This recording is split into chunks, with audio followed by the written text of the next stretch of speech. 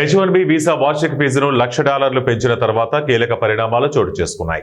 IT రంగంలో కలకలం చెలరేగింది. మైక్రోసాఫ్ట్, జేపీ మోర్గాన్ వంటి ఎంఎన్సీలు బయటి దేశాల్లో తమ ఉద్యోగులను హుటాహుటిన వెనక్కి పిలిపించుకుంటున్నాయి.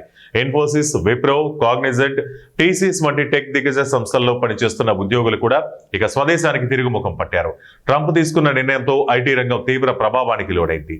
ఈ పరిస్థితులను ట్రంప్ అడ్మినిస్ట్రేషన్ సమీక్షించింది. దీని తీవ్రతను తగ్గించింది, భారీ ఊరటనిచ్చింది. పెంచిన $1,00,000 ఫీజు కొత్త దరఖాస్తులకు మాత్రమే వర్తిస్తుందని, ఇప్పటికే వీసా ఉన్న వారికి కాదని వైట్ హౌస్ వెల్లడించింది. H1B వీసాపై ఇప్పటికే అమెరికాలో నివసిస్తున్న వారికి $1,00,000 ఫీజు వర్తించబోదని తేల్చి చెప్పింది.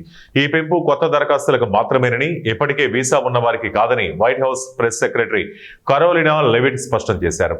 ఇది వార్షిక ఫీజు కాదని ఆమె తేల్చి చెప్పారు. ఒక దరఖాస్తుకు ఒకసారి మాత్రమే $1,00,000 ఫీజు చెల్లించాల్సి ఉంటుందని తెలిపారు. ప్రస్తుతం దేశం వెలుపల ఉన్న H1B వీసాదారులకు తిరిగి స్వదేశానికి రావడానికి ఈ ఫీజు వర్తించబోదని వివరించారు.